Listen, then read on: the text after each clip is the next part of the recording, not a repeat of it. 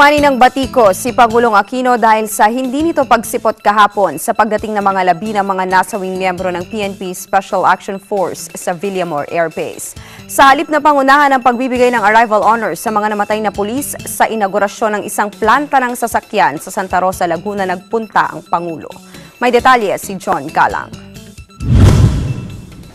Bumisita ang ating Pangulong Benigno Aquino III sa lungsod ng Santa Rosa, Laguna upang pangunahan ang inaugurasyon ng bagong planta na kilalang gumagawa ng sasakyan dito sa Pilipinas at sa mga karatig bansa. Naging maikli lamang ang programa sa pagdating ng ating Pangulo. Inikot niya ang pasilidad na sakay ng golf cart at matapos nito ay ang maikling talumpati ng pasasalamat sa naiambag ng nasabing pagawaan ng sasakyan sa industriya at ekonomiya sa larangan ng transportasyon.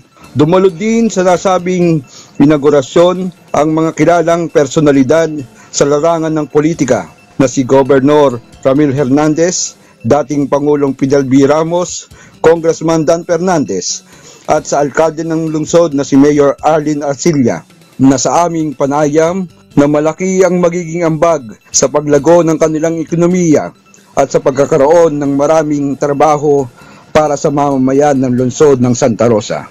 Mula dito sa lungsod ng Santa Rosa, kasama si Norberto Dalpino, John Galang para sa Eagle News.